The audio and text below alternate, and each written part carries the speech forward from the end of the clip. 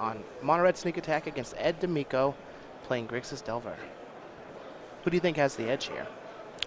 I think Jeff Hoogland probably has the edge. I think the Grixis Delver deck typically is going to have, it usually is good at fighting combo decks, but this mono red deck, because it's monocolor, it is a lot more resilient to a lot of the disruption. Also the fact that it just has Inferno Titan that it can potentially hard cast and basically win the game is a pretty big deal too. And it has main deck Blood Moon. All right, well, Ed is going to start off with a Deathrite Shaman. He is on a mulligan to 5, though. Wow. Jeff is just going to play a Through the Breach on turn 1. Ed is going to force Not a will, holding any punches. pitching a Delver of Secrets. So Jeff had an Ancient Tomb, Simian Spirit Guide, Seething Song, Through the Breach. It did get countered by Ed. However, Ed was on a multi-5, so he doesn't really have much else going on. He basically just 2 for 3'd his opponent, though, so that helps dig himself out of this mulligan a little bit. It does. Ed is going to fall down to 18 using his Salting Tarn to get a Volcanic Island. We got a Young Pyromancer and an attack with a Deathrite Shaman, so a lot of cards in Ed's deck are going to be live, but the shields are down here if Jeff is able to combo a second time. He just has a Mountain and a Pass. And a lot of times with these combo decks, they usually can't go combo on one turn, force a combo on the second turn if the first one gets countered. That's especially going to be more difficult for Jeff because he doesn't have cards like Ponder and Brainstorm in his deck to help filter his draws. So his deck is very dense, so there is a good chance that he just draws what he needs. And he doesn't have to combo off. He can just develop his mana and then play something like Godo Bandit Lord or Inferno Titan or Batterskull as cards that potentially win the game. You can also just play a Chalice of the Void. That could be very problematic, or just cast a Sneak Attack. So Jeff is still in this. All right, well, Ed is going to play a Ponder, keep the top cards, and drop for his turn. Or draw off the Ponder, attack for 2, and to bring Jeff down to 15. Jeff does geez. go for a Batterskull, pitching a Simian Spirit Guide, and Ed found a Daze off of that Ponder, decided to keep it, and was able to counter that spell, get another Elemental, use the Deathrite Shaman on Jeff's end step, going to knock him down to 11, and he's going to be dead here in a couple of turns. Yeah, and again, in order to cast that Batterskull, Jeff had to use 2 resources, that Simian Spirit Guide and the Batterskull, and Ed D'Amico was essentially able to 2-for-1 his opponent with that Daze, again, digging himself out of this mulligan. All right, well, Jeff is able to just hard cast a Simian Spirit Guide, pass the turn back to Ed. He's going to eat another Seething Song out of Jeff's graveyard, going to bring him down to 5.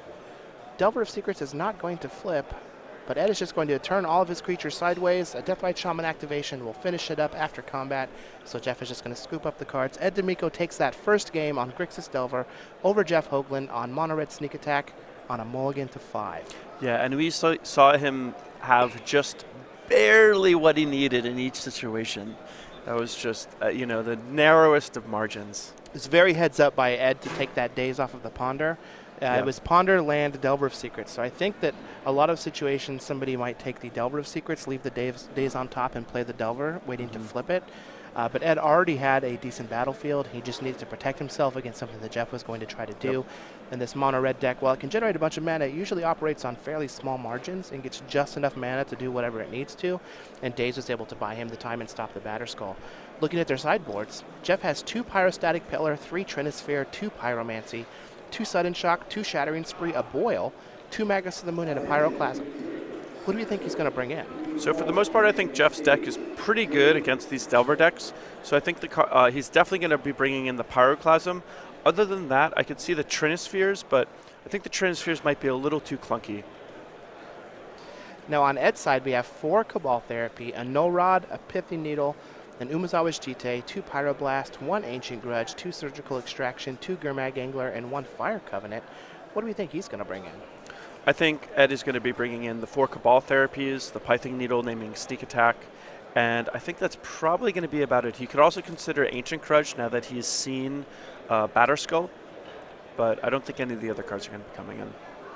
Fair enough. Now, Jeff Hoogland, as you can see there, the number 1 next to his name, he is currently in first place for the Player of the Year leaderboard. And later on, coming up here in a handful of weeks, you can get even more points, just like Jeff Hoagland, playing in the SCG regionals. So regionals is coming up. You can find more information there. Go to StarCityGames.com/regionals. There's going to be, I believe it's like 14-ish locations. We'll see that here in a slide coming up. But you can get this awesome playmat and an exclusive token. Oh, not again. This token is great. Yeah, very cool. Man, these events are real fun. They're quite competitive because there's quite a bit on the line. But yeah, you get the points are really important. You get a free playmat and token to the first 200 players. It's going to be August 6th, 2016.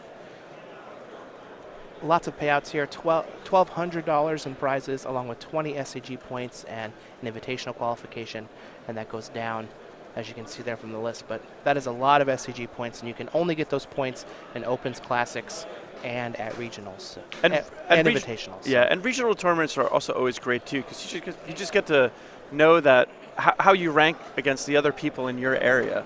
I mean, it's so cool to say that, you know, I am the best person in my state and the nearby states as well. Yeah, it looks like we've got 17 regional locations, including Calgary, Alberta, for those of you up in the Great White North. Make sure you go to go.starcitygames.com/regionals to get more details and to see this map to try and figure out the location where the local regionals is to you. Again, August 6th, 2016. Star City Games makes it super easy. You can just put in your zip code and they'll tell you which one's closest. All right, so Jeff's going to start off game one here with an Ancient Tomb, Ancient Tomb, Lotus Petal, take 2 damage, play a Blood Moon.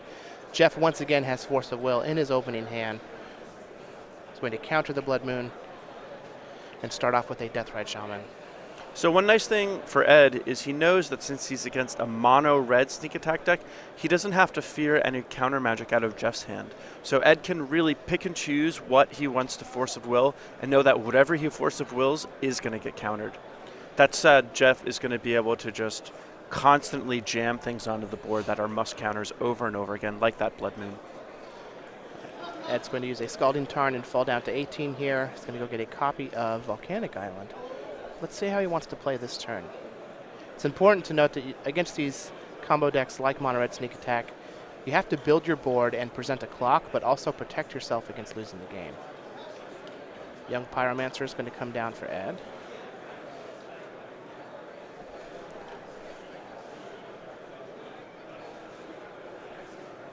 Ed's going to eat his Scalding Tarn with his Deathrite Shaman and cast Ponder. We're going to get an Elemental token off of the Young Pyromancer. Still a little tilted that they don't have CVM tokens there. They have the Glandania tokens. But he earned his. He did earn it, yep. He earned it by winning his Invitational out in Seattle at the end of 2014. Ponder is going to keep it. He's going to draw a Wasteland and pass back to Jeff. Let's see if Jeff can do some fireworks here. Looks like he can cast a Batterskull if he wants. He's going to choose to wait a turn so that he can pay for a Daze if Ed happens to have one.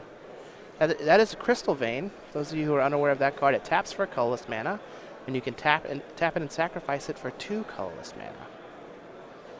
Again, another nice way to ramp. Jeff's deck is very explosive, and having access to an extra mana for 1 turn is all that he needs to win. Wasteland is going to take out the Ancient Tomb. Ed's going to swing with Young Pyromancer, an Elemental, and a Deathrite Shaman. Jeff's going to drop down to 14. Ed is going to cast a Cabal Therapy, get an Elemental. This is pretty good. He's going to be able to take whatever he needs by flashing that Cabal Therapy back after it's resolved. Yeah, and the interaction between Young Pyromancer and Cabal Therapy is just so powerful, because you can, even if you miss with the first one, you can just cast it again and make a fresh token. Yep, so Ed is going to miss with the first one. He's going to flash it back, replacing that Elemental, getting the Batterskull out of Jeff's hand. That Jeff could have cast last turn, but he chose to wait.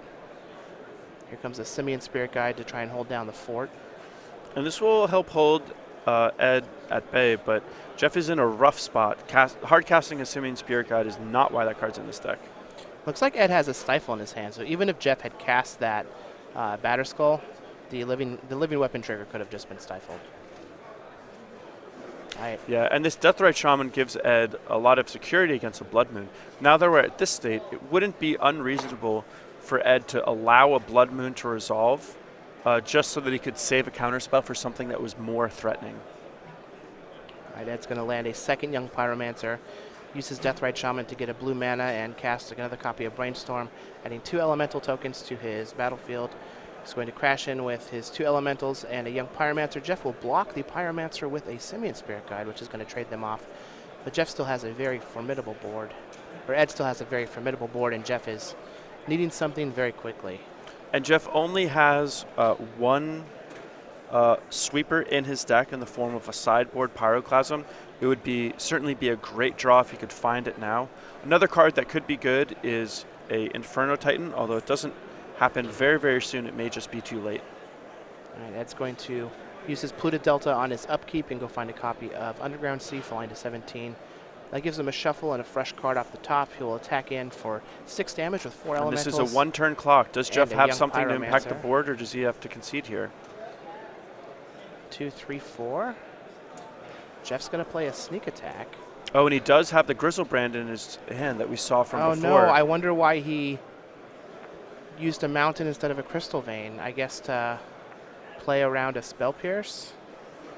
So he plays around a Spell Pierce and loses to the Stifle. And that is the tricky thing that you need to do. Everything is a calculated decision. So frequently, you can't play around everything. You have to pick and choose what you play around. Jeff, unfortunately, made probably good calculation, but it just came out wrong here, and Ed D'Amico is our victor. Yeah, Ed D'Amico's going to pick up his win here with Grixis Delver over Jeff Hoagland.